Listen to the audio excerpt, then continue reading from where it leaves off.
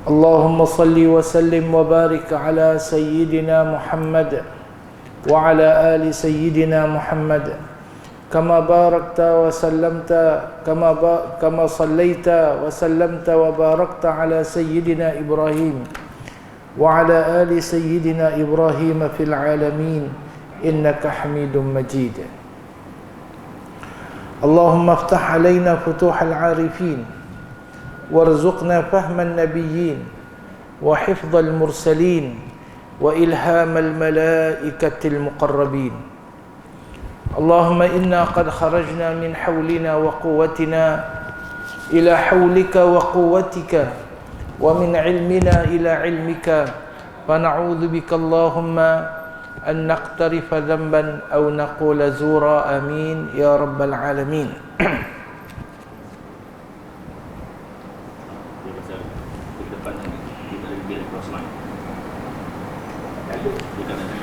Yang mulia saudara pengacara majlis,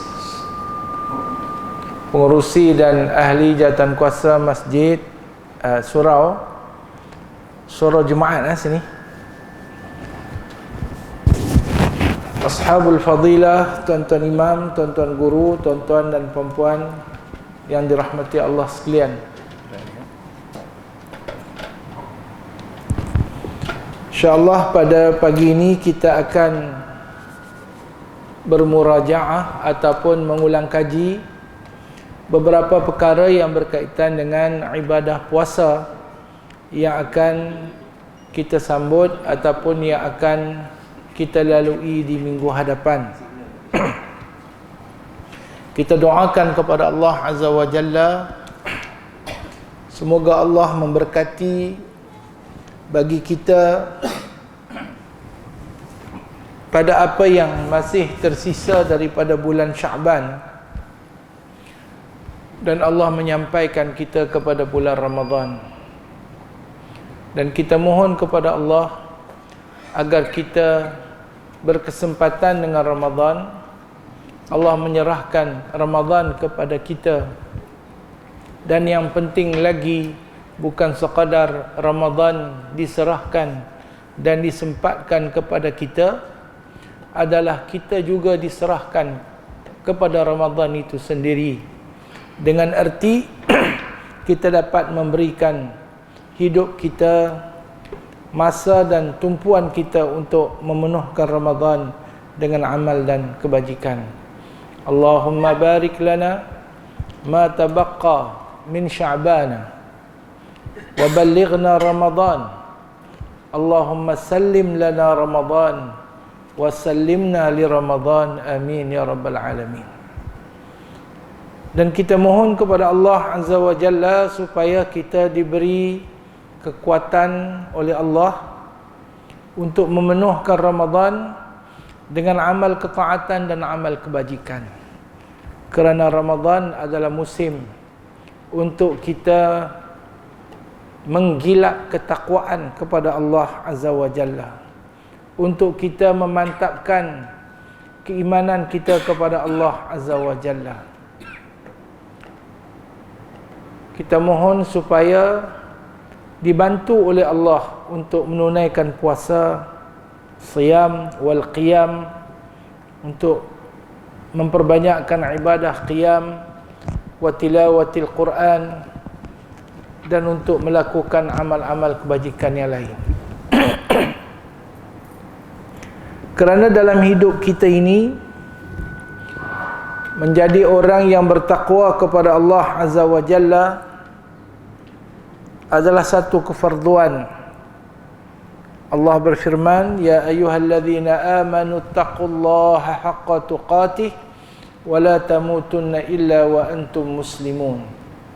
Orang beriman wajib bertakwa kepada Allah.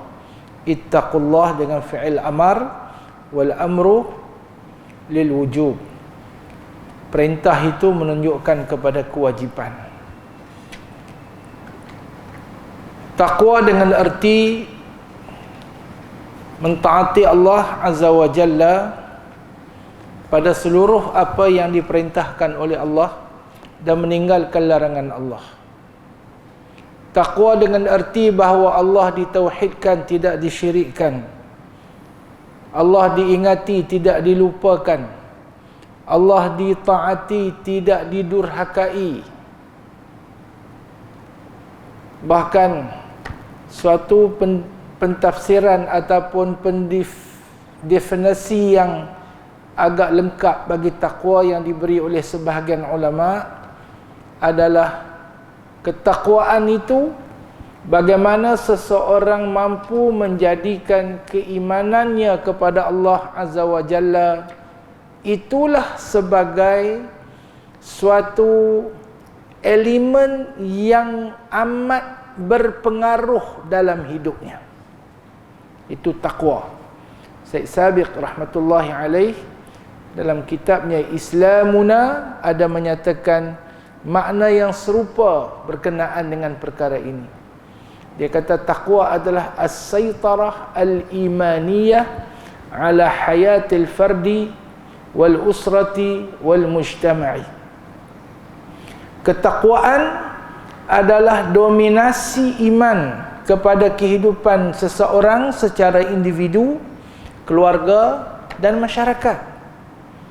Dengan makna orang yang bertakwa adalah orang yang unsur keimanan adalah faktor yang paling mempengaruhi dirinya. Nak makan, nak minum, nak kahwin, nak berkawan, nak beli kereta, nak apa, nak aktiviti, nak yang tu, nak bermasyarakat, nak berpersatuan, apa sahaja, politik, ekonomi ke apa ke benda ke semua yang mempengaruhinya, yang menjadi pedomannya, yang menjadi musaitir, yang mendominasi untuk segala aktiviti itu adalah imannya kepada Allah Azza wa Jalla. Itu orang bertakwa.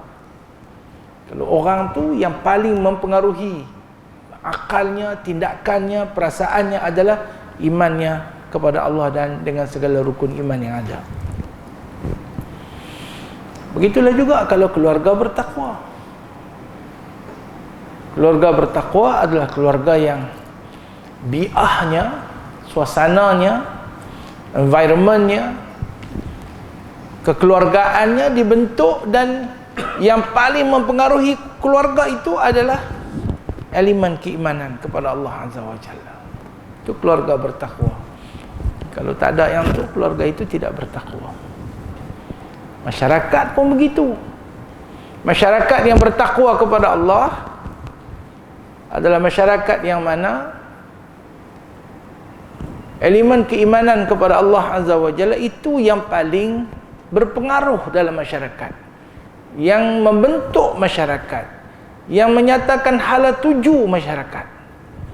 Dan sebab itulah kalau masyarakat itu bertakwa, walau anna ahlal qura amanu wattaqau lafatahna alaihim barakatin minas sama'i wal ard walakin kadzabu fa akhadnahum bima kanu yaksibun. Jadi kita mendambakan yang itu. Orang bertakwa, keluarga bertakwa, masyarakat bertakwa, dan kita ke arah negara yang bertakwa kepada Allah Azza wa Jalla. Musim Ramadan ini adalah musim bagaimana kita nak ke arah itu. Ke arah itu bukan ianya sekadar musim mengulangi perkara yang sama untuk beberapa tahun sehinggalah kita dijemput oleh Allah Azza wa Jalla, tanpa kita menghayati dan kita membangunkan, develop something dalam ibadah kita ini untuk mewarnai diri, keluarga dan masyarakat kita. Tuan-tuan dan puan-puan yang dirahmati Allah, puan-puan tak ada, tuan-tuan yang dirahmati Allah, minta bawa anak bawa apa? Ada? Tak boleh bawa semua, sekali lepas jumpa mereka bergaduh.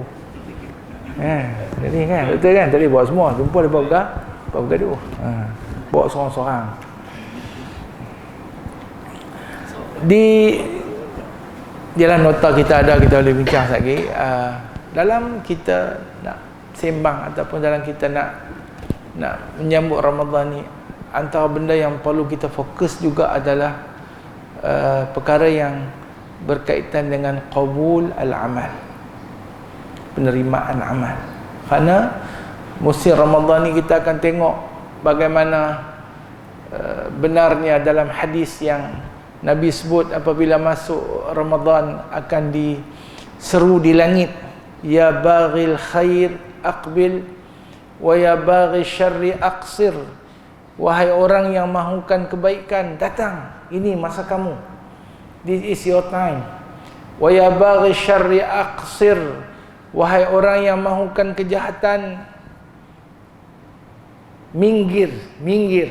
Aqbil, mampir. Aqsir, minggir. Ustaz Syukri, itu Syukri ada seorang lagi di Medan kan. Kena belajar ni bahasa ni. Jadi kita akan lihat bagaimana masyarakat berlumba-lumba mengerjakan kebaikan. Kerana Ramadan adalah syahrul ibadah. Ramadan adalah syahrul tarbiyah. Ramadan adalah syahrul khair. Ramadan adalah syahrul taqwa. Ramadan adalah syahrul kulli syai' yata'allaqu bil Islam. Bulan semua perkara yang ada kaitan dengan Islam. Kita begitu bersemangat, alhamdulillah. Dan ini adalah satu perkara yang menunjukkan kebaikan itu masih ada dalam masyarakat dan ianya masih wujud, dan kita berperanan dan kita bertanggungjawab untuk menggemburkan kewujudan kebaikan itu untuk kebaikan dunia dan akhirat kita. Cuma dalam menyambut Ramadan, kita juga perlu memberi perhatian kepada aspek penerimaan amal. Kita beramal, adakah amal diterima? Kita mencintai Allah adalah kita mencintai Allah. Kita declare, kita sayang ke Allah, tapi kita kena fikir juga, adakah Allah sayang atau tidak kepada kita? Ataupun ada pada diri kita ini perkara-perkara yang menyebabkan kita terhalang daripada kasih sayang Allah. Kita mencintai Rasulullah sallallahu alaihi wasallam pada kata-kata kita dan pada apa yang cuba kita tonjolkan, tetapi apakah kita benar-benar mendapat kasih sayang dan cinta Nabi sallallahu alaihi wasallam? Baik itu sebahagian ulama dalam mentafsirkan wala dzikrullahi akbar, wala dzikrullahi akbar. Al-lam huna lam taukid, wala lam al-ibtida' bermakna taukid. Wala dzikrullahi akbar, dan demi sesungguhnya zikrullah itu lebih besar daripada segala perkara. Kita faham satu layer kita faham, satu lapis kita faham, apa saja kita buat ni, apa saja, tapi perkara yang ada kaitan dengan zikrullah itu yang lebih besar. Sebab itu dalam hadis yang sahih Rasulullah sallallahu alaihi wasallam bersabda, ad-dunya mal'unun ma fiha. Dunia ini terlaknat dan dilaknat apa yang ada di dalamnya. Sebut laknat ni orang Melayu tension dengar. Lepas tu budak-budak lah tak kata laknat, dia kata lahanat. Saya dah tengok dalam apa nama, dalam ni lah, dalam saya pun ada maju lah juga saya ni kira kan. FB semua ada lah kan. Dia kata lahanat dia tak kata laknat. Laknat ni betul macam mana? Laknat ni adalah al-bu'du ar-rahmatillah. Laknat ni banyak makna lah. Laknat ni celaan, cecaan, kecelakaan, tapi makna yang moga-moga hampir adalah yang tepat. Makna laknat itu adalah dijauhkan daripada rahmat Allah Azza wa Jalla. Jadi kelaknatan dunia ini adalah pada ianya menjauhkan daripada rahmat Allah Azza wa Jalla dia dan isi kandungnya. Mal'unun ma fiha illa, kata Nabi sallallahu alaihi wasallam, kecuali alimun, alim. Masya Allah. Artinya Islam ni dia ada kaitan rapat dan amat memberi tunjuk ajar yang benar kepada kita untuk menghadapi dunia yang jauh dari rahmat Allah yang terlaknat ini. Kita kena jadi alim. Illa alimun au muta'allimun, ataupun orang yang belajar ilmu, au zikrullah. Karena dalam masyarakat tak semua orang boleh jadi alim, prof apa. Tak semua orang larat namanya mengaji, duduk dalam surau sejuk macam ni. Lepas tu tersandar, tak ada apa? Tak ada apa? Oh, tak pakai. Kufur ni macam mana saya okey ni? Saya macam ni ya. Okey. Illa alimun au muta'allimun au zikrullah, ataupun zikrullah, perkara yang ada kaitan dengan mengingati Allah Azza wa Jalla, wa ma walahu, dan apa yang ada kaitan dengan zikrullah Azza wa Jalla. Jadi kena ada ilmu, kena berdasarkan kepada ilmu, kena cari ilmu, dan kena wujudkan unsur zikrullah wa ma wallahu dalam segala aktiviti kehidupan kita. Makan, minum, sembang, naik kereta, nikah, kahwin, nak kahwin lebih pun zikrullah. Beranak, pinak, kerja, cari rezeki dan sebagainya. Selamat, insya-Allah. Wala zikrullahi akbar. Balik pada ayat tadi, wala zikrullahi akbar. Zikrullah, mengingati Allah itu akbar, itu yang lebih besar dalam segala urusan hidup kita. Itu semua kena iqamatu zikrillah. Semua kena tertegak di atas mengingati Allah Azza wa Jalla. Kalau begitu dunia aman. Tak ada risuah, integriti, tak perlu apa? Tak perlu. Kalau begitu kita boleh wujudkan bagaimana penguasaan iman itu makna takwa. Bagaimana saitaratul iman itu, alhamdulillah. Macam itulah kita bukan malaikat. Nabi kata kalau hampa boleh buat mentera tu, boleh pegang apa? Boleh gabuh langit lah. Boleh gabuh langit. Tak boleh gabuh langit pun. Jadi kita kena insaf benda itu. Dan sebagian mufassirin mengatakan wala zikrullahi akbar, makna dia terkalih reverse osmosis.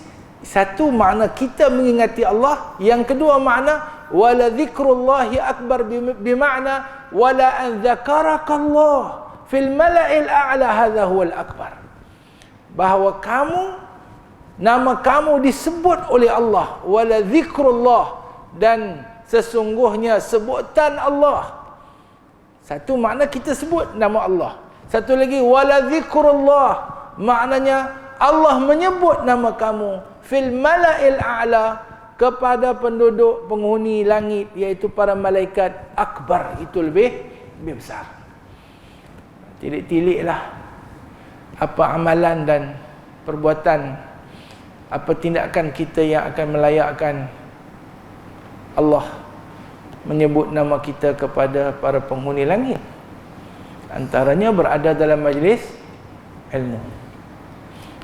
Majtama'a qaumun fi baitin min buyutillah yatluna kitab Allah wa yatadarasunahu fima bainahum illa anzalallahu alaihimus sakinah wa ghashiyatuhumur rahmah. Dua, wa haffat bihimul malaikah wa dzakarahumullahu fi man indahu, atau kama qala sallallahu alaihi wasallam, ja'alana Allahu mimman dzukira ismuhu indahu fil mala'il a'la, amin ya rabbal alamin.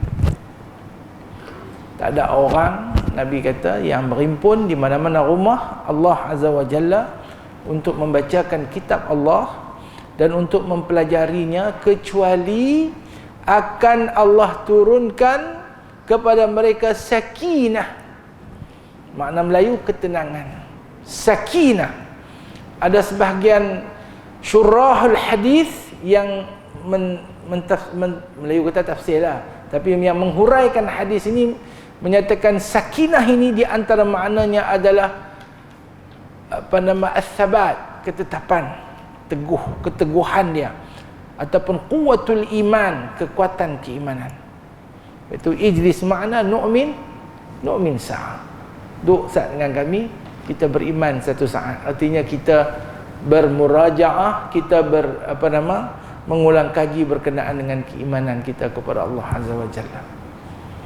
Wa ghashiyathumur rahmah, dan mereka akan diselubungi dengan rahmat. Rahmat, hampir dengan rahmat Allah. Jiwa ni jiwa rahmah. Tak ada dendam, tak ada kebencian, tidak ada kedengkian, tidak ada haqat. Karena pun bukan kerana nak berebut sesuatu. Bukan kerana dunia yang kita nak rebut di sini. Bukan kerana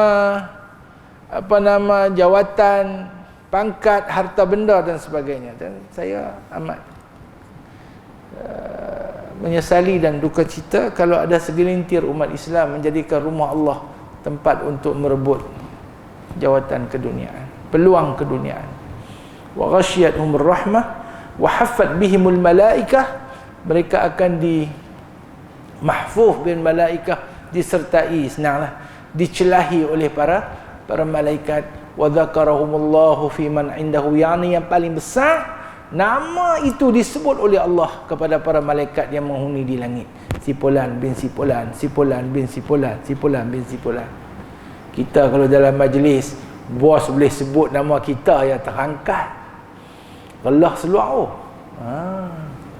Next Vice Chancellor, Next Chancellor, timbalan Next Chancellor sebut nama kita dalam majlis. Sahabat saya Prof Syukri Hanafi tu, kita pun kembang tak gerah. Sorry Ustaz Syukri, marah saya pula.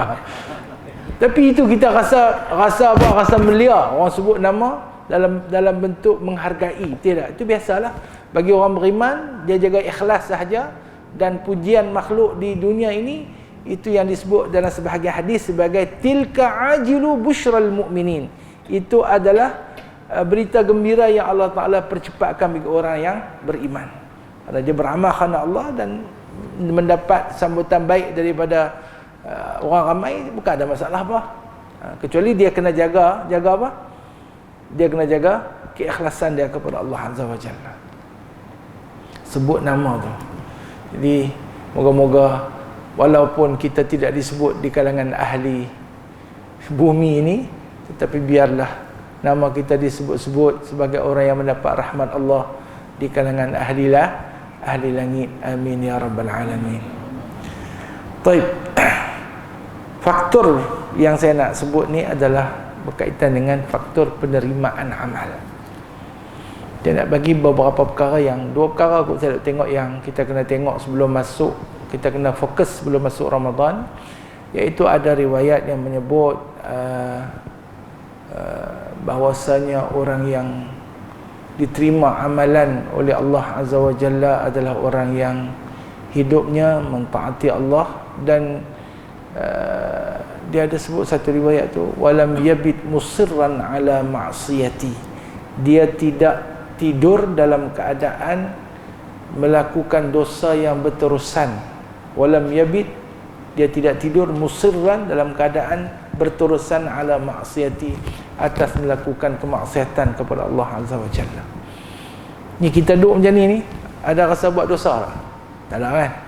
Dalam ibadat kan? Ada mungkin tak dosa kita lah ni sedang duduk berjalan meter dia? Ada mungkin tak? Ada lah. Ada lah. Sajalah. Kita duduk dalam majlis ni, saya tengok Pak Nik kita Lena. Kita pun cakap gambar dia Lena. Aib dia. Saya pun viral kan. Dia kata ni kaki Lena, kaki tidung, jatuh kuasa surau, makan gaji buta. Kan? Jadi viral. Daripada seorang kepada seorang dah jadi regular. Jadi kita duduk dalam masjid, duduk sembahyang, dosa kita duduk berjalan. Kita tidur pun dosa kita duduk berjalan. Contoh.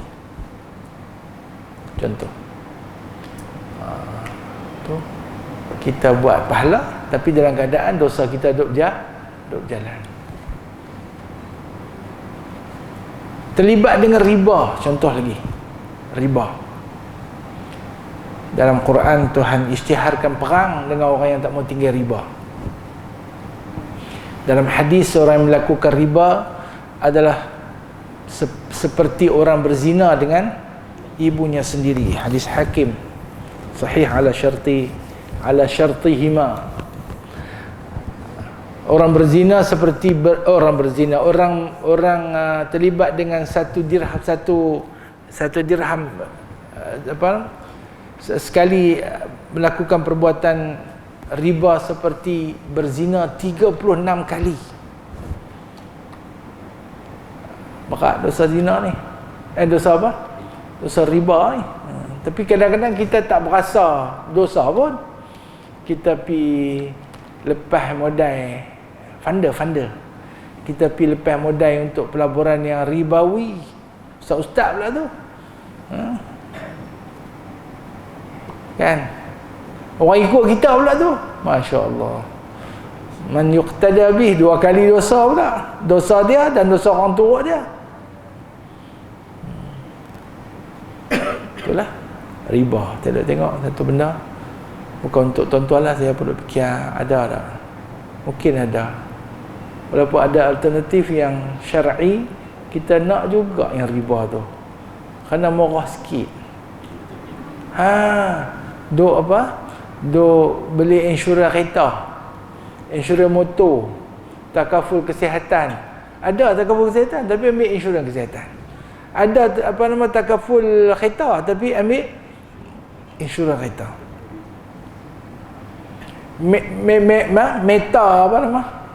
Meta riba tu berjalan tak? Setahun lah kan? Setahun lah. Duk tidur, duk tahajud, duk apa, motor dosa tu lah. Bukan saya kata dia naik motor main semayang tu macam naik babi pula dah. Itu cerita lain. Itu pun sakit kepala. Itu cerita lain. Dia case by case lah. Case by case. Tapi nak habaq itu di antara benda yang. Dan yang kedua, yang besar juga kena tengok. Saya harap disampaikan perkara ini, iaitu perkara yang paling menghalang amalan diterima adalah kita memutuskan silaturrahim.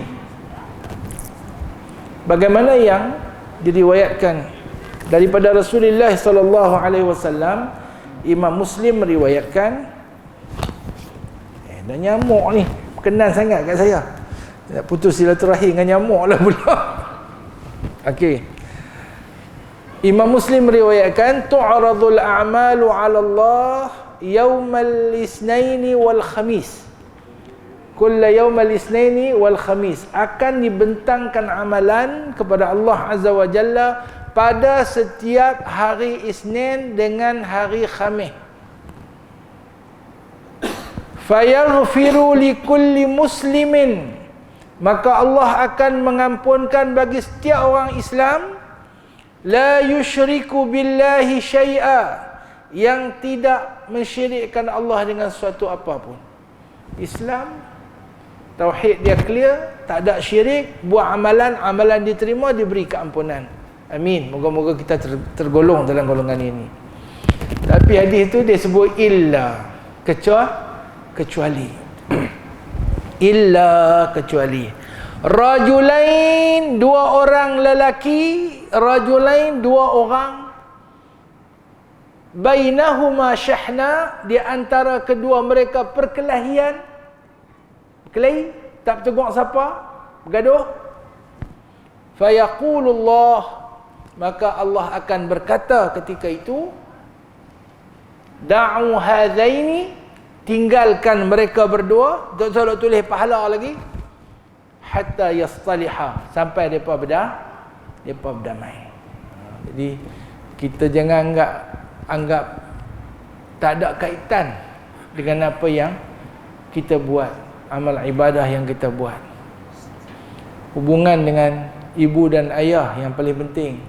Hubungan dengan adik-beradik ni pula adik-beradik yang aqarib, al-qurba, zawil qurba, orang yang ada hubungan qurba. Kemudian adik-beradik yang zawil arham, ada hubungan rahim. Satu tok nek. Sebab tu kita sini ada rahim yang kita kongsi, iaitu rahim siapa? Rahim Nabi Adam. Mana ada Nabi Adam, ada rahim?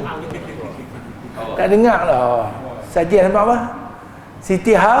Siti Hawa. Kita ni semua ada hubungan rahim dengan Siti Hawa. Sebab tu tak jaga hubungan tu dosa. Betul, zawil arham lagi dekat sampai 2 pupu, 3 pupu, 2 pupu, sepupu, adik-beradik main seperut.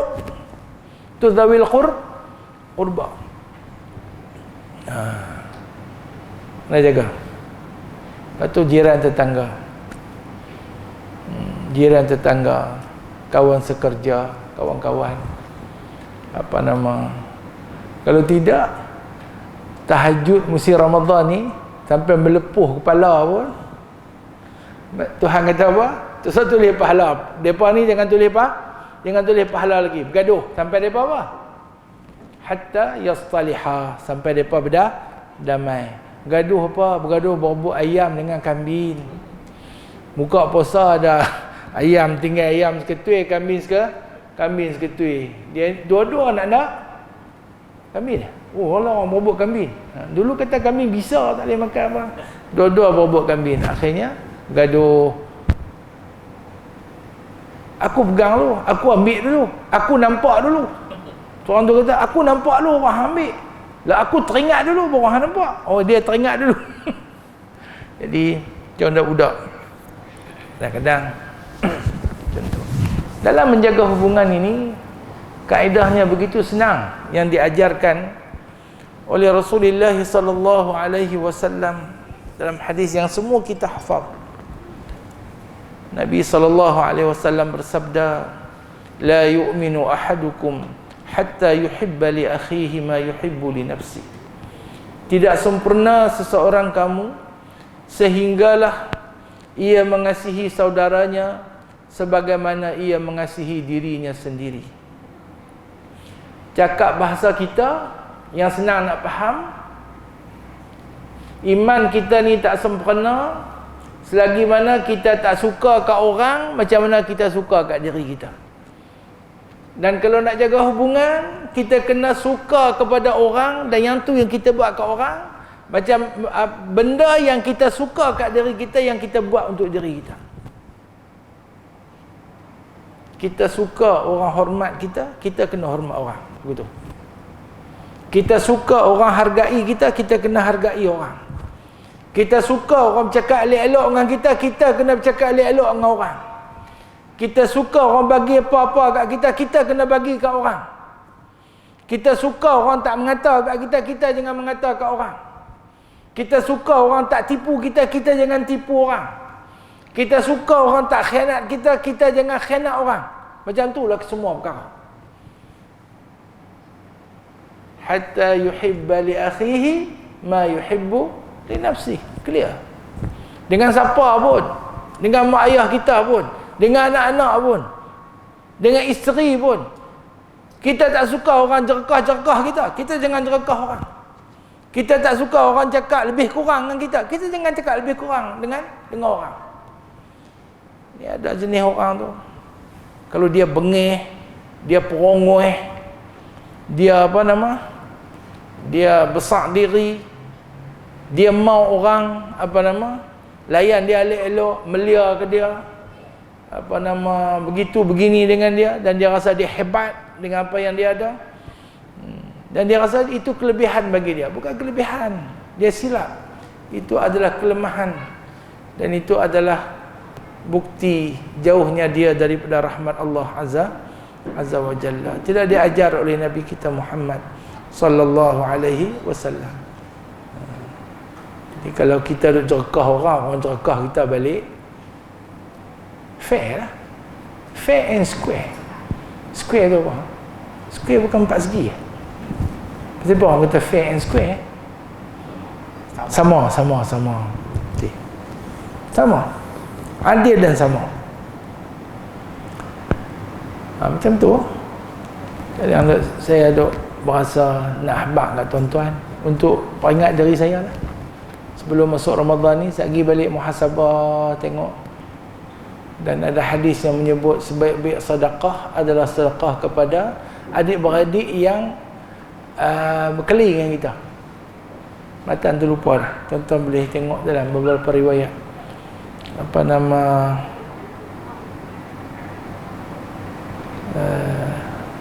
Imam Munawi kata adik-beradik yang ada dalam hati dia menyimpan tak puas hati kat kita, dendam, kesumat. Jadi sebaik-baik sedekah kepada adik-beradik yang ada butuh.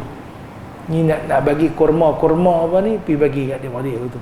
Masa bagi pesaka tu, dia mau apa? Dia mau tahu mana tak dapat ke apa, kalau butuh, kalau guni kan dia tak puas hati, dok makam. Contoh ataupun sesilap tak mana ke apa ke, bagi clear benda tu.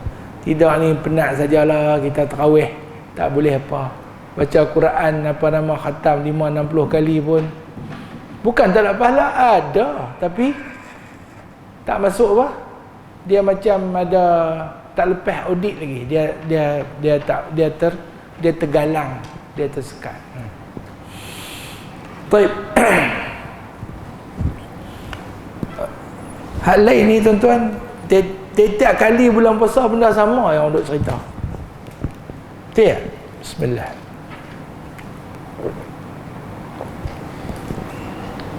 Tiap kali bulan puasa benda sama yang duk cerita. Tapi dah nota dah di tangan, kita buat ulang kaji secara cepat-cepat. Okey. Bismillahirrahmanirrahim. Yang ada ini adalah Kitab Matla'il Badrain yang telah dipermudahkan bahasanya oleh satu tim yang diketuai oleh tuan guru kita semua, iaitu mantan mufti Pulau Pinang yang dulu, Datuk Seri Haji Hassan Haji Ahmad hafizahullah. Qala al-musannifu rahmatullahi alaih mimma irtujima min kitabihi Matla'il Badrain wa Majma'il Bahrain, qala wa nafa'ana Allahu bihi wa bi'ulumihi fid darain. Kitab puasa. Bismillahirrahmanirrahim. Kitab puasa. Dia bagi ikut apa, numbering. Numbering ni kita baca perkara lah ataupun pasal.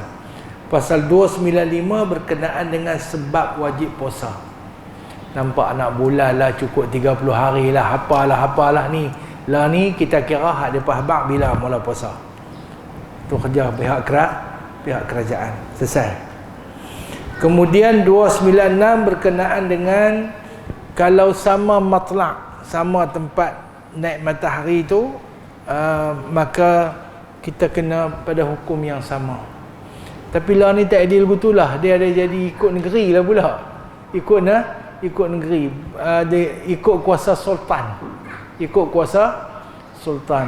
Di negara kita pun masa saya budak-budak dulu kan, biasa Perak awak tak sama kan?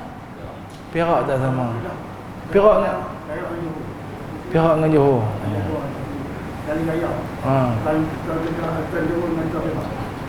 Dulu ni saya di Bayar Lepas ada juga tempat yang dia tak sama, sekampung. Di Bayar Lepas. Orang tahulah, kalau orang tahulah. Orang tak tahu tu sama ada orang luar atau orang baru. Kalau orang Pulau Pinang, belah utara asal ni, Pulau Pinang Kedah, dia tahu pasal apa di Bayar Lepas ada satu tempat tu dia pakai raya awal dengan puasa awal pada orang. Doktor Syukri tahu tak? Tak tahu. Alhamdulillah. Orang baru lah. Jangan duk sebut. Saya orang Bayar Lepas. Untuk pengetahuan, saya orang Bayar Lepas. Kampung Perlis nombor saya. Tak pasal malam. Tak ada lah dah ni. Kini hanya tinggal kenangan. Betul-betul rumah saya tu padang temucut. Dalam Kampung Perlis tu dia ada lagi kawasan-kawasannya, padang temucut. Padang temucut. Macam tuan-tuan pergi Mekah kan? Mekah ni banyak kampung. Dululah keliling Masjid Haram tu, dia ada Syubaikah, lepas Syubaikah Syamiyah, naik atas sikit Falak, beranjak ke kanan sikit Gararah, beranjak ke belik ni dia panggil Raqubah, ujung tu dia panggil Gaza, beranjak tang ni dia panggil Mudda'a ataupun Mada'a, mai tang ni Syekh Amir, Syekh Ali, dia pusing balik kot tu. Macam tu juga di kampung-kampung kita, ni tempat ni panggil Carok tu lah, ni Kubang ni lah, kot apalah. Okey. Baik. Kemudian 297 berkenaan dengan perbezaan matla', iaitu tempat terbit. 298 masih lagi dalam masalah nak mengisbatkan berlakunya Ramadan ataupun tidak tu. Daripada 295 sampai 298 yang ni dah clear, dan ni kerja ni diambil alih oleh Jabatan Mufti Negeri Pulau Pinang, dan dalam jangkaannya kita akan mula puasa pada hari Selasa, dijangka akan nampak anak bulan, kerana sekarang ni diambil kira satu ru'yah boleh nampak, satu lagi imkanu ar-ru'yah, keboleh nampakan. Hang tak nampak punya pasal. Tak apalah, yang tu kita terimalah geng Falak punya bidang mereka, ikhtisas. Baik. Kemudian 299 syarat sah puasa. Islam ada akal suci dari haid dan nifas, dan yang keempat niat, yang kelima menahan diri dari perkara yang membatalkan puasa, dan yang terakhir masuk waktu. Ini syarat sah puasa.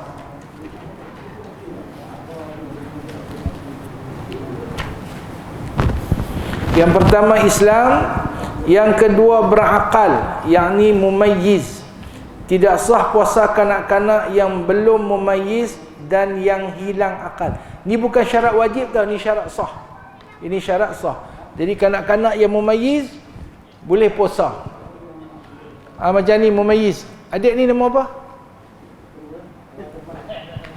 Anak siapa? Cucu siapa? Anak Indah. Nama apa dah? Farid Ihsan. Ni mumayyiz. Takkan hang baliak dah besar ni. Dia mumayyiz, boleh puasa dan sah puasa dia. Yang mumayyiz ni kita kiaskan dengan haji. Di zaman Rasulullah, masa anak-anak Rasulullah pergi haji, ada seorang perempuan bawa anak kecil. Tapi anak tu tak boleh. Bab pahala ya. Bab pahala boleh kias. Tapi kerana haji dia beza. Haji tak mumayyiz pun sah buat haji. Haji cerita lain. Tapi bila dia angkat kat Nabi, dia kata ali hadza hajj, boleh tak budak ni nak buat haji? Nabi kata na'am walakal ajr. Na'am walakil ajr. Orang tanya tu perempuan. Ya, pahala dia dapat kepada kamu. Artinya kita melatih anak-anak untuk ibadah ni, di samping mendidik mereka, kita juga mendapat pahala, insya-Allah. Tapi jangan pasal kita nak dapat pahala, kita paksa-paksa sampai dia puasa pengsan dah apa dah. Ni budak-budak kot. Namanya latihan. Saya budak anak saya kecil-kecil tu ceritalah kan. Bila depa mengkit lambat, saya pergi makan juga, saya tutup pintu, buat lagu malam lagi, buka lampu, padahal pukul 8 dah, pukul 7 pergi cuti kan. Bagi depa makan, bagi makan apa semua. Lepas tu buka-buka lah, cerah dah dia kata. Cerah dah. Tak apalah, kita dah apa, sok terlewat, sah puasa. Sah puasa juga. Bagi juga depa apa? Puasa. Tak larat bagi buka. Tak larat bagi jangan kata budak-budak, orang tua-tua pun ada kala wajib buka puasa. Wajib buka puasa. Tapi orang tua-tua ni bila dia wajib buka puasa pun dia tak mau buka awak. Dia sayang kat puasa dia. Walhal dosa tu. Iaitu orang kencing manis contohnya. Orang kencing manis. pukul 5 dah, pukul 6 dah, manis dia dah jadi apa? Macam sayur cakap tak boleh. Kita nak bagi dia makan apa? Gula tu, dia duk tak mau, duk tempih, tak mau. Sikit lagi dia duk abang, sikit lagi nak puasa, sejam lagi nak puasa kan. Padahal bila cek manis dia tinggal 2.5. Silap hari bulan dengan otak pun jadi biul. Tak. Cempung pergi hospital, bubuh apa? Bubuh apa nama drip tu, bubuh apa tak tahu. Oh gula marah kan. Cerah je mata. Sampai tahap tu wajib buka puasa. Wajib buka puasa. Kau tak boleh puasa, tak boleh puasa. Wa 'alal ladzina yutiqunahu fidyatu ta'amil miskin. Orang yang bergagah nak puasa, bukan tak boleh puasa, boleh tu. Dia boleh puasa sampai tu, tapi dia bergagah sampai terdedah kepada kemusnahan jiwa dia, nyawa dia, akal dia, maka dia kena buka puasa dan bayar fidyah kalau dah tak mampu puasa, tak boleh qada. Yang penting nak abang ni, batal puasa jika gila satu lahzah daripada harinya. Ni orang jenis gila Ustaz, tak gila Ustaz. Jadi kalau sepanjang hari tu dia puasa elok ya, tapi ada satu detik dia jadi gila, puasa dia batal hari tu. Puasa dia batal. Okey. Tetapi berbeza dengan pitam atau mabuk, tidak batal puasa apabila kembali siuman satu lahzah di dalam harinya. Dia beza antara gila dengan pengsan lah, dengan pitam. Kalau orang tu pitam masa puasa, tak batalkan puasa dengan syarat dia ada jaga walaupun 1 saat di siang hari berpuasa. Katalah orang tu malam dah ada niat puasa, kemudian dia pengsan berdebuk, dekat subuh tu dia pengsan. Artinya dia pegang puasa dalam keadaan pengsan, bukan gila, pengsan. Tapi pengsan ni masih dikira ada akal. Pengsan ni walaupun dia hilang akal, tapi dia masih dikira boleh puasa lagi. Dengan syarat sebelum buka puasa dia kena jaga walaupun sat. Jadi katalah pukul 10 pagi dia jaga sat. Dia jelek. Awak ni ayah ni, dia kata. Ayah tadi pitam. Anak dia kata ayah rehat. Ayah dia pun rehat, pitam balik. Sampai buka puasa. Aisyah baru sedang balik. Sah tak puasa dia? Sah. Pasal pitam. Yang ni tak. Yang duk elok-elok ni. Duk elok-elok. Makan sok, sembahyang subuh apa semua. Mai pukul 11 dia gila balik. Mai pukul 11 kita tengok dia duk pi apa? Dia duk pi ke ayak dalam telaga pakai raga. Ikat tali raga, ambil raga, ikat tali, tauk lah telaga, tarik. Hang buat apa mat? Nak ambil ayam, tak penuh-penuh lagi timba ni, dia kata. Kata dia ni gila balik ah. Dia ni gila balik. Tak apa. Sat lagi pukul 12 dia sedang balik. Lah, awak buat kerja gila ni. Aku tergila balik tadi ni. Dia pun berhentilah perbuatan gila tu. Dia pun sedang elok pergi sembahyang lohok, baca Quran, tadarus sampai buka puasa. Puasa dia sah tak? Tak sah. Kerana berlaku gila walaupun sedetik. Gila walaupun sedetik membatalkan puasa. Pengsan sepanjang hari tak sah puasa. Tapi pengsan, pitam, mabuk, dia ada sedang sedetik dalam hari, sah puasa dengan syarat dia berniat di malam hari. Hal ini sama suci haid nifas. Suci haid nifas ni bukan suci mandi. Dia tak ada haid dengan nifas. Kalau orang perempuan tu dia berhenti haid tengah malam, tapi dia tak mandi dan dia niat puasa, puasa dia sah. Dia mandi lepas subuh.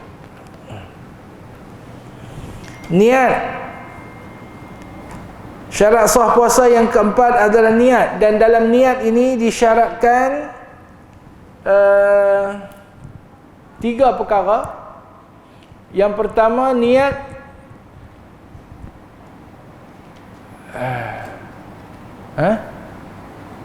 yang pertama disyaratkan berniat adalah niat pada waktu malam, at-tabyid. at-tabyid diniatkan di waktu malam bagi puasa yang wajib. Puasa sunat boleh niat di waktu siang dengan syarat sebelum gelincir matahari. Kemudian di antara syarat sah niat lagi adalah at-ta'yin, mesti ditentukan puasa apa yang nak dia puasa. Kalau puasa itu adalah puasa yang fardu, puasa nazar ataupun puasa kafarah. Yang keempat niat. Yang kelima menahan diri dari perkara yang membatalkan puasa, kita akan bincang sekejap lagi. Dan yang keenam masuk atau wujud sebab yang mewajibkan puasa. Dia buat kod semua tak mau. Baik. Perkara 300 masa niat kita dah bincang tadi. Untuk sunat boleh berniat sebelum gelincir matahari dengan syarat seseorang itu belum lagi melakukan sesuatu yang membatalkan puasa mengikut pada pandangan yang muktamad. Yang kedua, mengikut satu pendapat memadai niat yang dilakukan selepas gelincir matahari, dan ada satu pendapat yang lemah lagi mengatakan memadai niat jika telah melakukan sesuatu yang membatalkan puasa. Dia nak puasa sunat, dia makan dulu nasi kandang 2-3 bungkus, pukul 11, pukul 12 dia niat puasa sunat. Ikut pandangan yang muktamad tidak sahlah puasanya. Bila Syekh Bang ada pandangan yang lemah, tak kira beramal lah pula. Wallahu a'lam. Baik. 301, seseorang yang tidur sepanjang harinya tidaklah membatalkan puasa. 302, wajib niat pada tiap-tiap malam. Itu syarat yang ketiga. Syarat niat di waktu malam. Yang kedua niat tiap-tiap malam. Dan yang ketiga mesti ditakyinkan, ditentukan niat. Baik, keterangan dalam mazhab Syafi'i mesti niat tiap-tiap malam. Every single days, tiap-tiap satu hari itu malamnya kena niat. Keterangan mengikut Imam Malik memadai dengan niat di malam pertama bagi keseluruhan bulan puasa. Jadi Isnin malam Selasa ni dalam mazhab Maliki kita boleh berniat aku berpuasa sebulan bulan Ramadan. Harus, kata Syekh, harus bagi yang bermadhab Syafi'i bertaklid mengikut Imam Malik dalam masalah niat, supaya ia tidak dikenakan qada puasa apabila lupa ia meniat puasa pada mana-mana malam daripada Ramadan selain daripada malam pertama. Ini dengan syarat niat dia tidak terputus. Sepanjang bulan Ramadan dia tak putus langsung puasa. Dalam mazhab Maliki memadai dengan niat berpuasa sebulan di malam pertama. Tapi kalau dia putus, ada mana-mana hari dia tak puasa, dia kena mula niat balik tiap-tiap malam. Ini peringatan. Kadang-kadang orang perempuan dia niat sebulan bulan puasa tapi dia masih lagi hidup datang haid. Tiba-tiba di tengah bulan puasa kedatangan haid, maka dia kena mulakan niat baru dan niat pada setiap malam.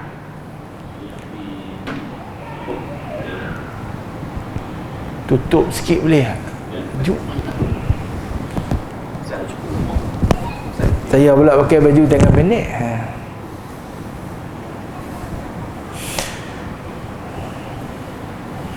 Sampai pukul 10.30 kan? Ustaz Zaham ke apa? Oh dia habis lah. Ni sampai ke apa? Oh ikut saya sampai Lahore.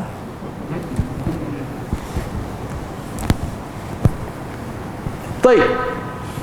304, 10 perkara yang membatalkan puasa. Yang ni kita baca sikit insya-Allah. Yang pertama, memasukkan sesuatu ke rongga dengan sengaja. Rongga badan, rongga kita ni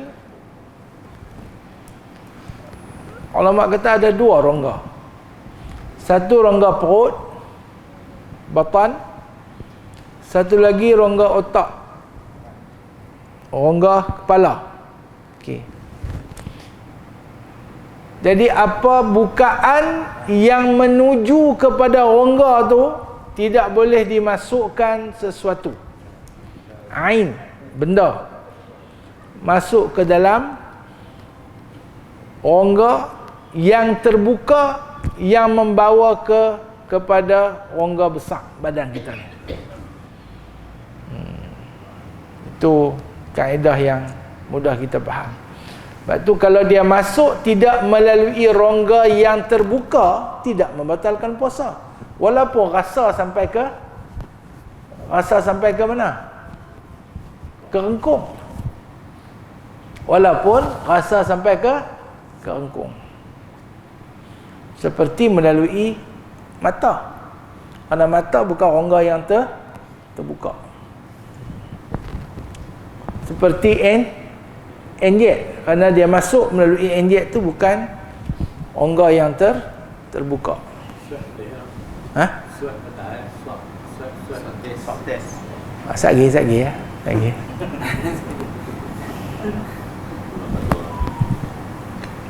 Swab ni ada fatwa lah kan. Ada fatwa.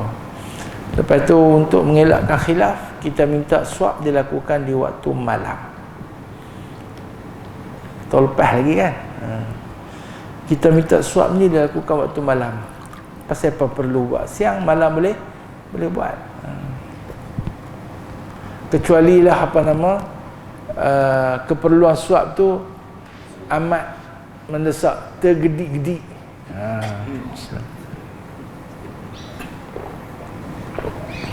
Contoh tergedik-gedik ni. Lah ni kalau budak-budak lelah nak beranak pun swab ke? Nak beranak pun kena swab ni. Itu tergedik-gedik tu, swab lah. Nak beranak ataupun budak yang nak kena panggil apa? Nap tu kan, nebulizer tu, dia pun nak swab dulu. Kawan ni duduk hak menyawa ikan lah, tapi dia pun nak swab. Tu tak apalah tu.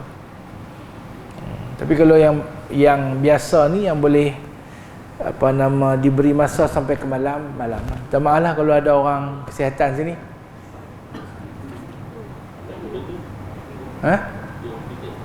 Orang kesihatan? Yang mana hadut kenyih tu?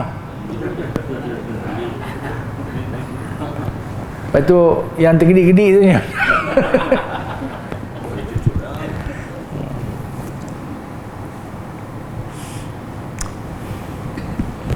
Mana ada baca satu, memasukkan sesuatu ke dalam rongga yang dengan sengaja walaupun sedikit, seperti sebiji lenga atau setitik air, atau menelan kahak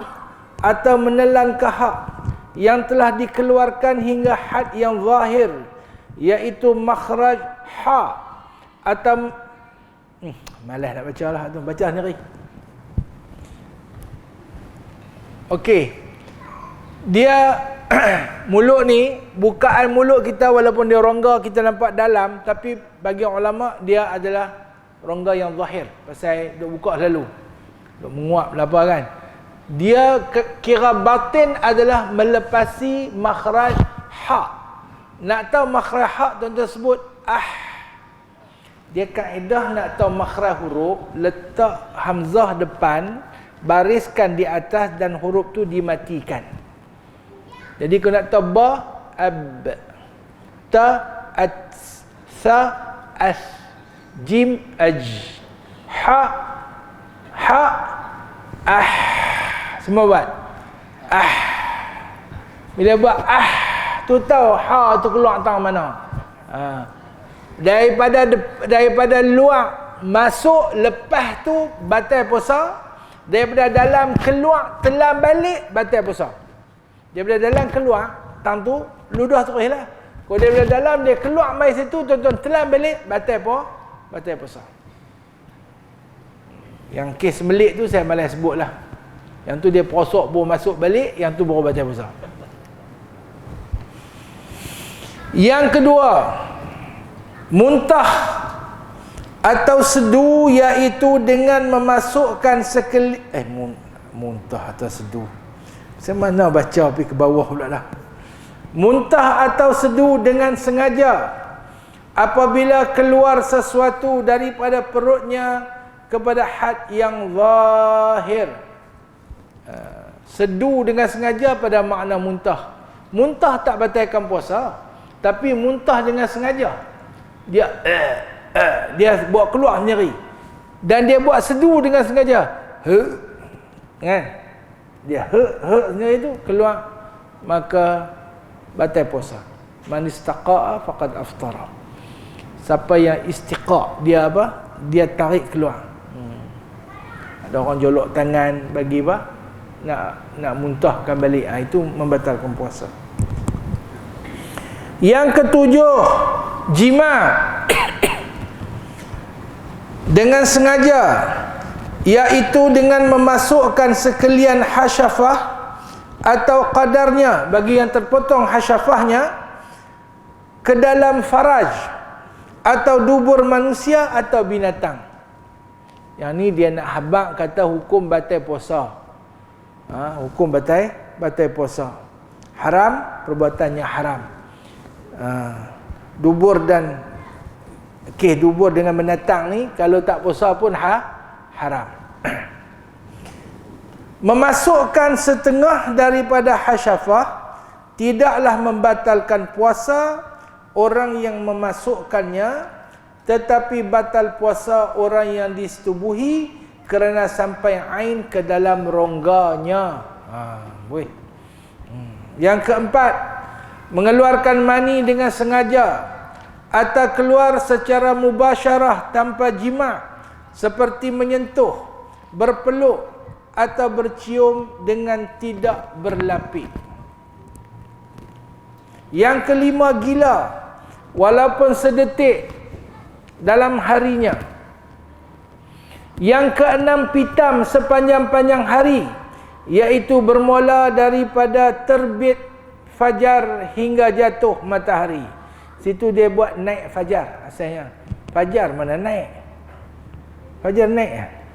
Fajar terbit. Yang ketujuh, berbuka puasa sebelum daripada dipastikan secara tahqiq jatuh matahari, atau zon bahawa matahari telah jatuh jika tidak nyata keadaan baginya. Dia teka-teka ya. Dia teka-teka. Matahari jatuh tapi tak jatuh ataupun tak nyata, batal puasa. Kita telefon di Morocco kan, balik mana kontak. Bila dengar waktu maghrib azan yang Morocco-nya, kita berpegang pada telefon. Tu zon. Zon yang nyata salahnya. Az-zon al-bayyinu khat'uhu. Zon yang nyata salahnya, tidak kebilangan, batal puasa. Kita tengok tadi. Buka surat sebelah.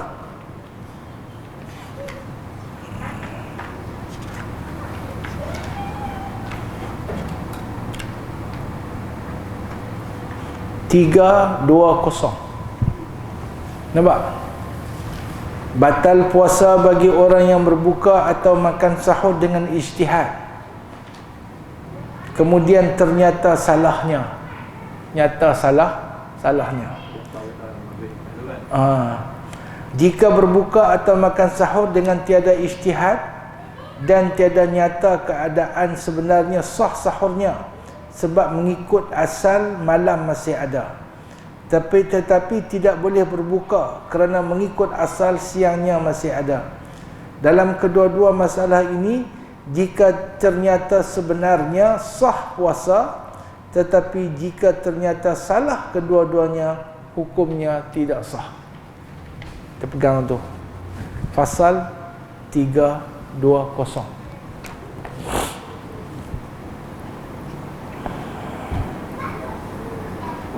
Lalu jadi kan? Jadi macam mana? Bangkit esok. Awal lagi 4.30 kita pun bagus punya makan. Lepas makan apa, awak tak bambang lagi subuh. Tengok-tengok 4.30. Jam mampu. Buka-buka pintu tingkap, cerah menerang. Makin lambat pula tu, subuh pun terlepas dah. InsyaAllah. Tapi kalau tak nyata sah puasa pasal malam masih ada. Al-aslu dia kira balik pada al-aslu baqa umma kana alama duk kelap lagi kira malam lah sampai ke mati dia tak tahu kata subuh masuk ke tak dia kira sah puasa.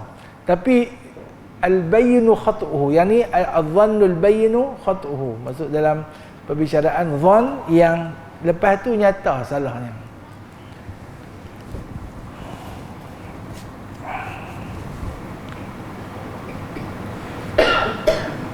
Yang ke-8 murtad wal'iyadzubillah. Yang ke-9 kedatangan haid atau nifas walaupun yang mengiringi alaqah atau mudghah kerana ianya dikira sebagai darah haid yang berkumpul. Jadi dia bersalin ke, dia haid ke, dia nifas. Lepas nifas ni dia keluar selepas daripada bersalin. Dan yang ke-10 wiladah yang berserta dengan basah. Wiladah ni maknanya bersalin. Baik. Dia abang 10 perkara, kemudian baru dia bincang. Macam-macam yang Ustaz duk tanya tu lah.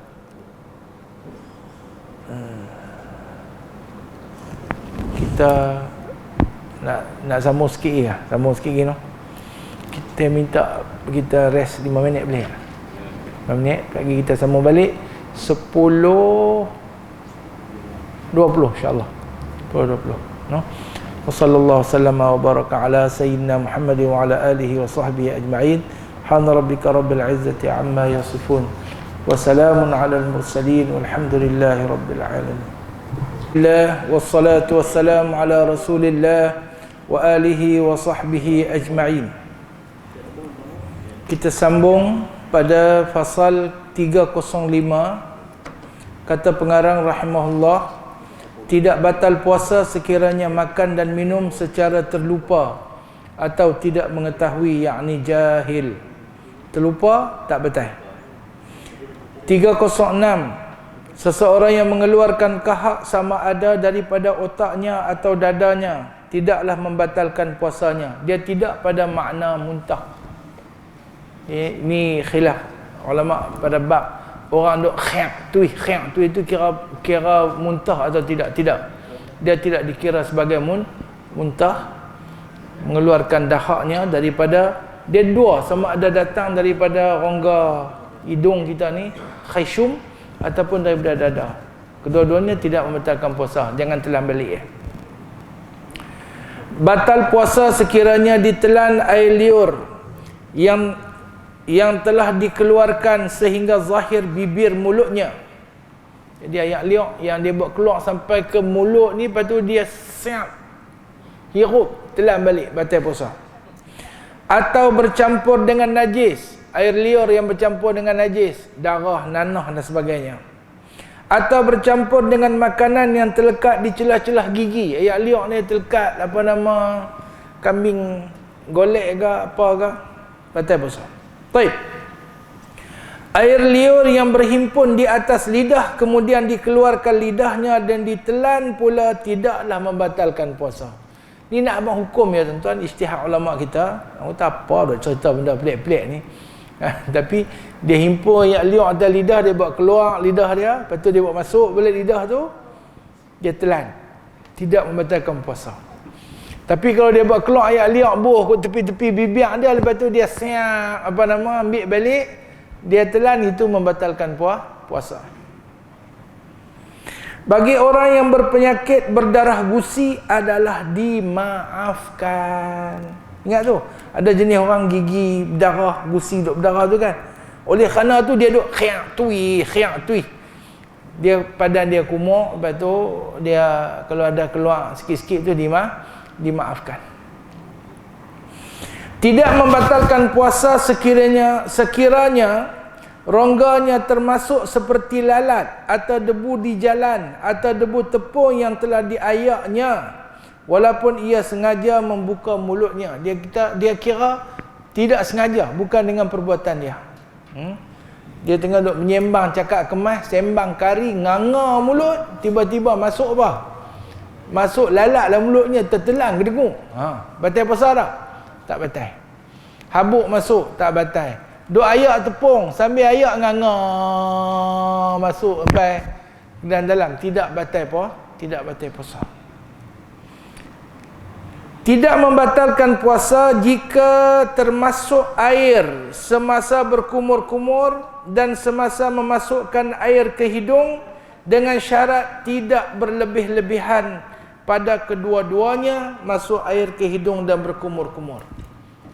Kumur macam biasa, tertelan sikit tak batal puasa. Tapi kalau kumur dia berlebih-lebih, dah kumur tu dia buat gergak tu. Tertelan. Allah tertelan. Tak batal ni, tak sengaja, tak batal. Yang tu pasal dia berlebih-lebih. Macam tu juga istinsyak. Dia buat biasa saya, tak batal puasa. Tapi kalau dia istinsyak, dia su'ud tu, dia apa? Dia berlebih-lebih, itu membatalkan puasa. Dia tang hidung ni ulama kata melebihi tulang hidung ni baru dia kira masuk ke had yang melebihi had zahir. Itu korek hidung sampai ke lepas tulang hidung. Saya nak tanyalah, siapa yang korek hidung lepas tulang hidung ni? Rompong lah hidung, tidak. Kemudian telinga ni dia melebihi gegendang. Dan kita mengaji sains lah ni, kita takkan melebihi gegendang kecuali gegendang tu pecah. Jadi korek telinga, saya pun dah jadi macam setuju juga pandangan sebagai orang kata titik ubat kat telinga tu tak batalkan puasa, kerana dia tak lepas gegendang. Tapi kalau nak elak daripada khilaf, tuan-tuan boleh elak lah. Tak usah titik waktu siang lah, titik waktu malam. Dulu kan tu guru bisa kata titik tak ada, kerana dia dia kira had tu tang gegendang tu. Dulu ni kita kira mungkin dapatan kajian masa tu dia lepas, dia tak tahu macam mana kan. Tapi lah ni tengok tu, tuan-tuan biasa tak jadi gegendang pecah?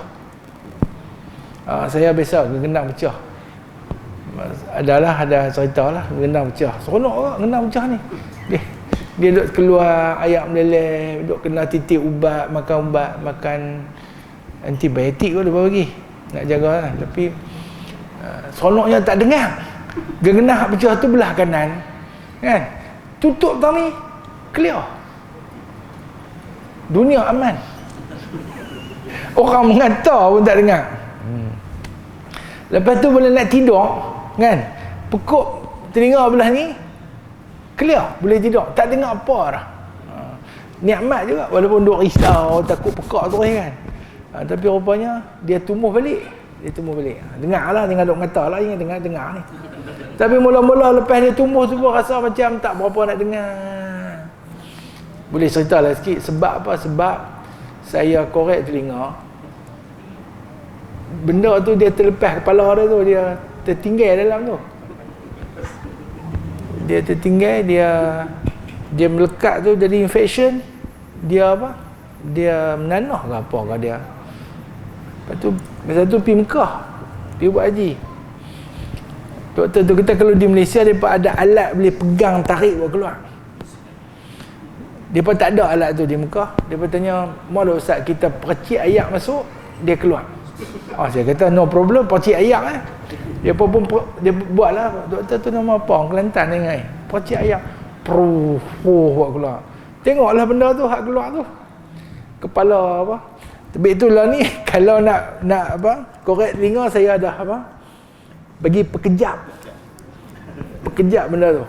Padahal patut berasa, tapi telinga kita ni macam dah kebas dah, tahu tak? Macam dah tak ada sen dah punya duk korek telinga ni. Itu saya pun tak apa korek telinga lah. Takut, jadi takut. Ada satu doktor tu dia kata, alah tak usah korek sangat ustaz, nanti dia keluar sendiri, kotak-kotak tu keluar sendiri ke? Apa nama, lepas dia ni rupanya keseimbangan badan kita lari. Saya tengok dunia ni duk apa, duk goyang betul. Macam hak gambar orang buat goyang-goyang, jadi semua tengok goyang dari sini. Berapa jam baru nak center kepala otak tu. Lepas tu ustaz, saya jadi pekak. Syok. Pekuk belik ni tidur. Kata apa sembang dalam bilik. Mekah kan geng tu suka menyembang. Tak dengar apa dah. Balik main sambung di USM ni kot, dia masuk pom menetang, tengok dalam kamera apa semua tu. Rupanya saya punya hidung ni pun ada masalah. Alhamdulillah. Lega. Dengar ni, dengar. Dia baru tahu kata gegendang tu kalau pecah problem Ustaz, kalau pecah. Dia kata melepasi gegendang tu kira masuk rongga sungguh lah. Dan barulah kita faham yang kata rongga ni ke semua rongga masuk ke mana? Ke perut. Rongga ni dia buka ke mana pun dia ada laluan sampai ke perut.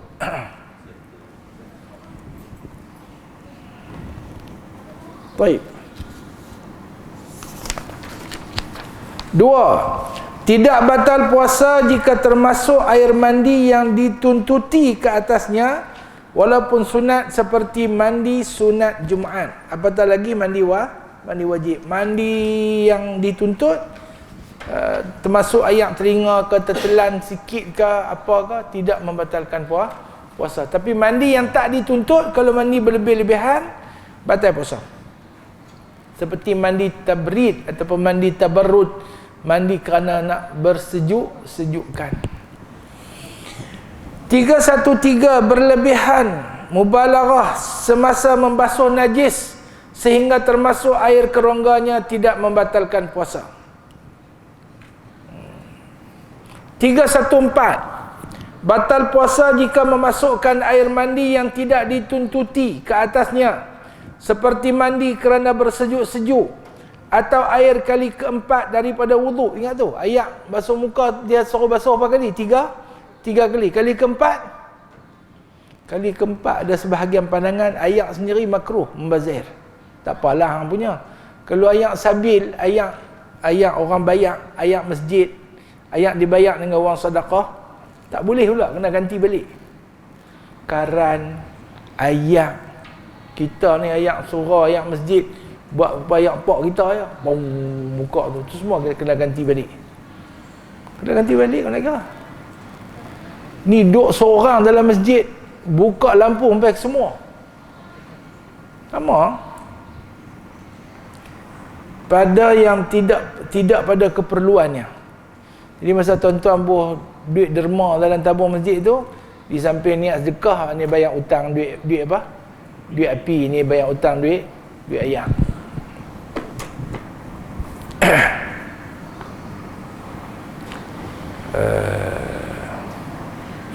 Tetapi tidak mengapa jika termasuk air yang telah dimasukkan ke mulut dengan tujuan bersejuk-sejuk atau untuk menghilangkan dahaga sebab bersangatan hajat kepadanya. Dia macam ni, kalau orang tu panas sangat, dia kulum air, lepas tu dia luah balik. Yang tu tidak membatalkan puasa walaupun ada terjerit sikit.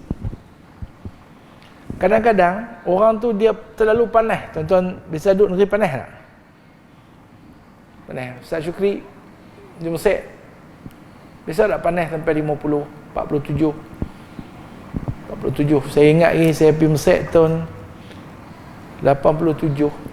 Panas sampai 48, 50. Di Atabah tu, di stesen bas Atabah tu, pijak tak tu rasa apa? Rasa macam nak lembik. Panas sungguh. Masa tu kita jangan minum air, kita letak air dalam mulut ya, dia serap terus masuk apa? Masuk ke dalam rongga-rongga kita ni. Pasal dia dah kering sampai ke sini. Kita tak air atas ni ya, dia apa? Dia serap. Yang tu tak membatalkan puasa. Tidak membatalkan puasa. Atas qiyas tu, saja nak cerita. Atas qiyas masalah tu, Tuan-tuan faham qiyas lah, tapi kalau dalam fiqh dia kata takhrij. Ditakhrijkan daripada masalah tu. Fiqh contemporary ni, dia kata meletakkan ubat di bawah lidah. Orang sakit jantung kan, letak ubat bawah lidah tidak membatalkan puasa kerana dia tak telan. Dia tak telan. Tak ya. Dia apa? Dia sendiri, dia masak sendiri. Saya kata ada logiknya. Kerana dalam fiqh, kalau orang tu kepanasan yang melampau dan dia hanya mengulum air dan dia tak telan, air tu dia masuk ke diri. Masuk dalam dalam saluran yang kering tu. Mari kita try tengok dia masuk tak. Bismillah. Kulum air lagi sedap. Ya. Kulum air lagi sedap. Kulum air. Kulum air tak membatalkan puasa. Jangan telan air tu. Kulum air. Ayat tu. Jangan telan lah. Buang balik. Tapi kalau dia serap sendiri, tidak membatalkan puasa. Hampa ni. Nak puasa ke tak mau. Dia pelik Kita tengok dalam tarikh puasa adalah menahan lapar dan dahaga. Tiba-tiba bila puasa, aku puasa hari ni bagus. Tak lapar langsung. Dia seronok bila puasa, tak lapar, tak dahaga. Menahan lapar dahaga apa kan?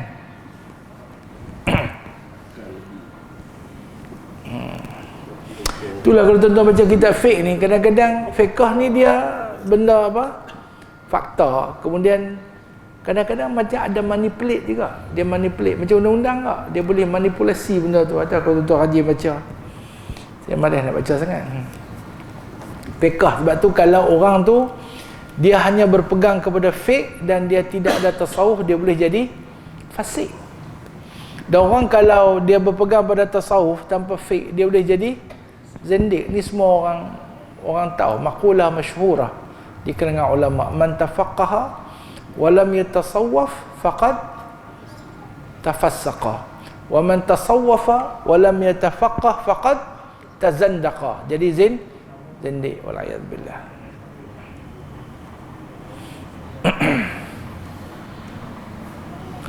Yang 315, tidak batal puasa seseorang jika keluar mazi walaupun dengan mubasyarah. Ingat tu, perempuan tak ada kan. Jadi mubasyarah dalam dalam istilah fiqh makna bersentuhan kulit ke kulit. Ni dia panggil basyar. Manusia disebut basyar kerana luaran kita adalah kulit. Basyrah tu maknanya kulit. Basyar, mubasyarah adalah kulit ke kulit. Yang artinya kulit ke kulit tanpa lapik. Keluar mazi, batal puasa tak? Tak batal. Keluar mani, batal puasa tak? Batal. Dia masuk pada yang kita baca tadi. Baik. Atau keluar mani dengan sebab mimpi, tak batal puasa walaupun di siang hari. Atau memandang-mandang dan berfikir-fikir dengan syarat memandang-mandang dan berfikir-fikir, kedua perbuatan tersebut tidak mengeluarkan mani pada adatnya. Jika menjadi adat bahawa mani akan keluar dengan kedua perbuatan tersebut, mengikut qaul yang mu'tamad, batallah puasa. Okey, dia duk fikir keluar mani, tak sengaja, batal puasa. Dia pandang keluar mani, tak batal puasa.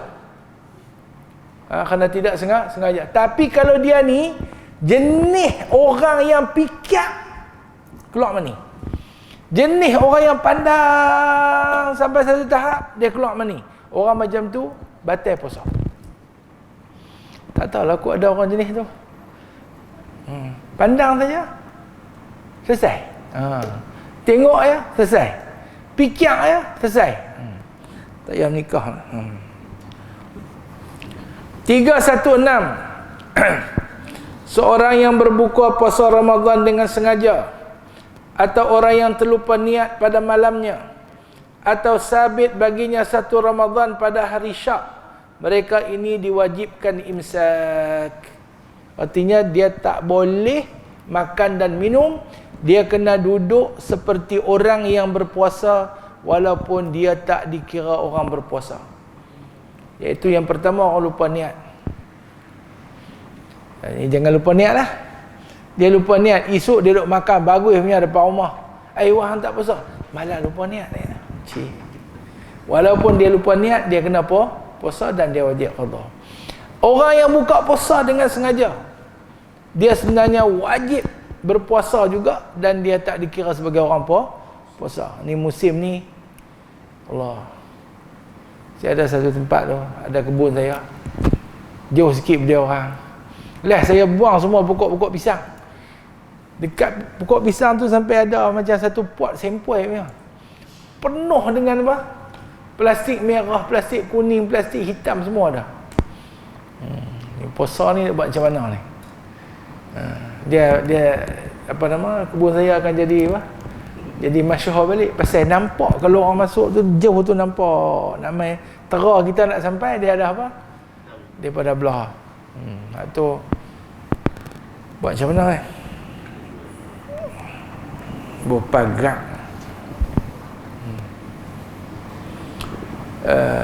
317. Sunat bagi yang berpuasa menyegerakan berbuka dan melewatkan bersahur, tetapi janganlah sampai masuk di dalam waktu syak. Jadi kita ni sunat segera berbuka, kerana kalau kita tak buka pun puasa dah habis. Dia macam tu. Ada orang dia tak buka puasa sampai ke Isyak. Pasal apa? Dia kata dulu muda-muda tak puasa, bila dah tua ni puasa bagi pelebih. Saya attention tu. Hang buka ke, hang tak buka ke, kan? Puasa tak ada dah. Idza aqbala al-lailu min hahuna, idza adbara an-naharu min hahuna, wa aqbala al-lailu min hahuna, faqad aftara as-saimun. Bila malam nak merambuh pi daripada sini, kan?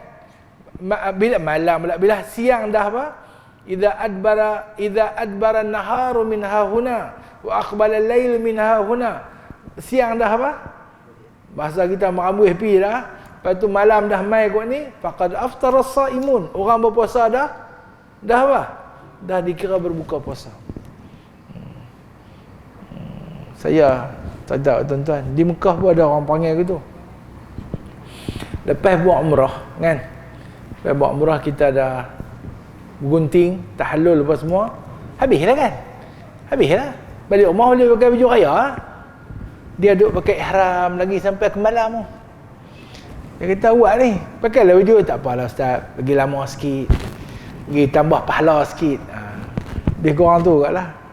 Dia apa? Dia salin baju ke, dia tak salin baju ke, dia dah selesai. Macam tu juga puasa. Dia makan ke, dia tak makan ke, dah selesai. Tuan-tuan lapar. Hang ni nak mengaji ke nak makan?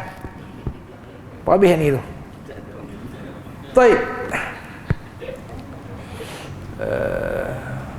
Niat puasa 318. Harus berbuka dengan ijtihad, seperti berpandu pada wirid, sebagaimana sembahyang, dan juga dengan yakin, seperti nampak matahari sudah jatuh. Nampak matahari jatuh gedebok, dah kena telan dengan bumi, boleh buka puasa. Yang tu yakin.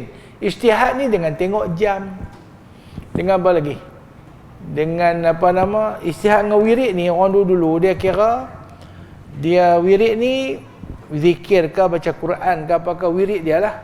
Daripada lepas sembahyang asar, dia baca Quran 10 juz masuk maghrib contohnya.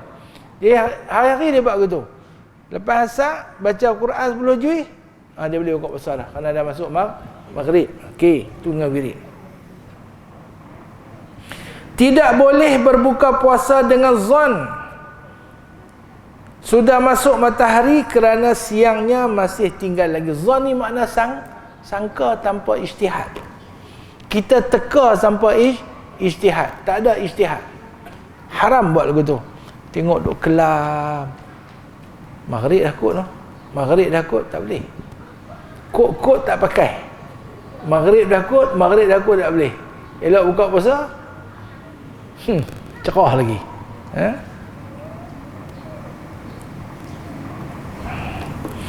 319, dibolehkan makan sahur walaupun dengan syak kerana mengikut asalnya malam masih ada, dan sah puasanya jika tidak nyata tersalah dengan bahawasanya sebenarnya dan tidak nyata sesuatu. Tetapi jika ternyata salah, batal pula puasa.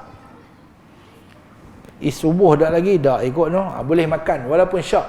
Kenapa? Malam masih al-aslu malam, asal dia malam, makan sampai ke mati tak tahu hari itu dia makan masa subuh ke tak subuh, sah.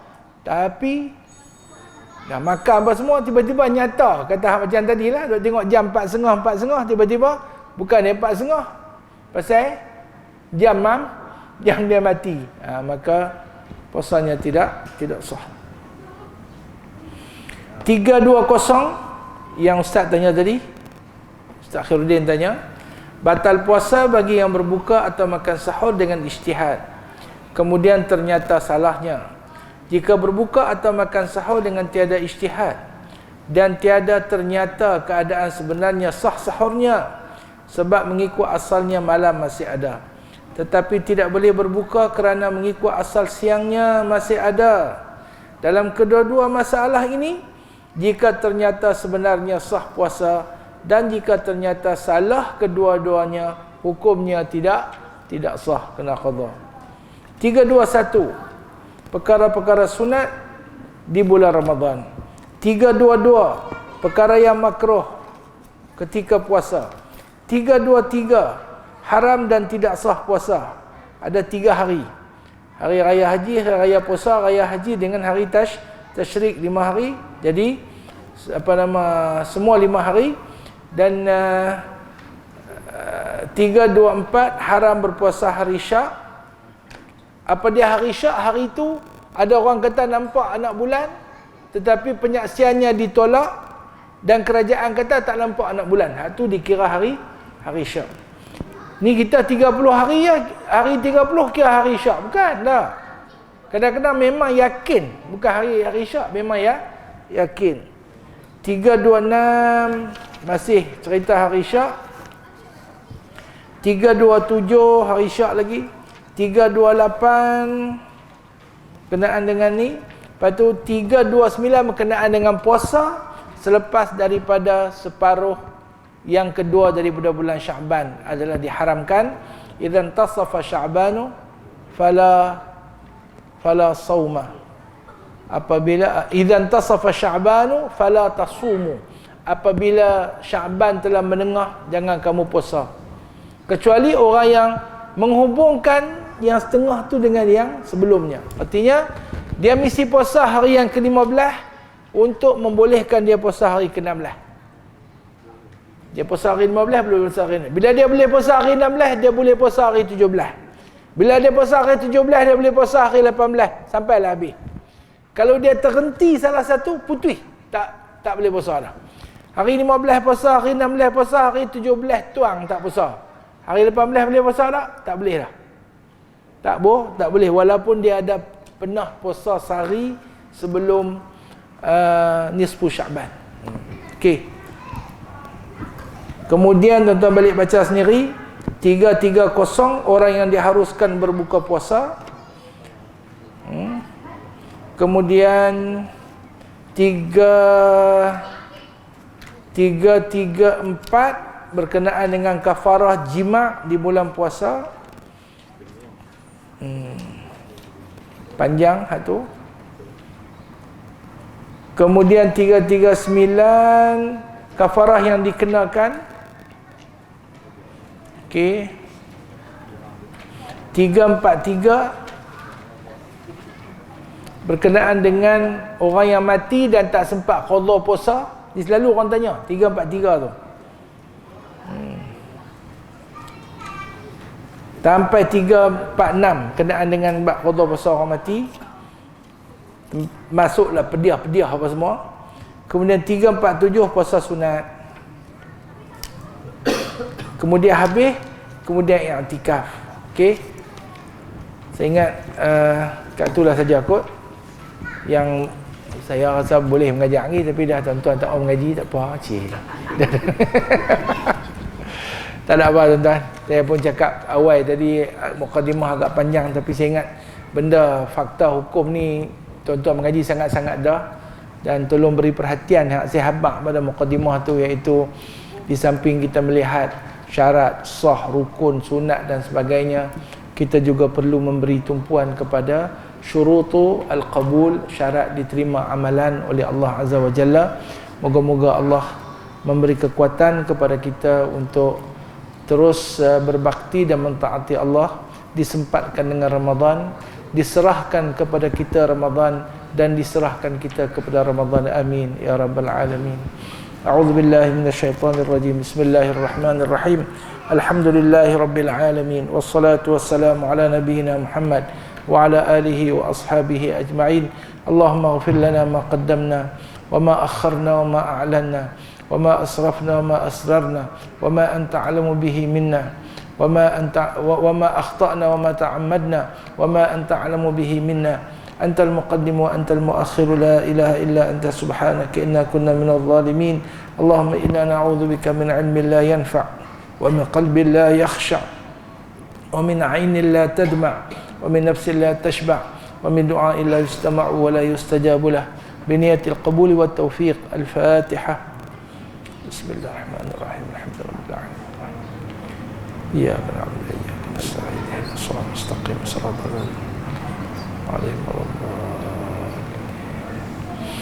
اللهم صل أفضل الصلاة على أسعد المخلوقات كسيدنا محمد وعلى آله وصحبه عدد معلوماتك ومداد كلماتك، كلما ذكرك الذاكرون وغفل عن ذكرك الغافلون.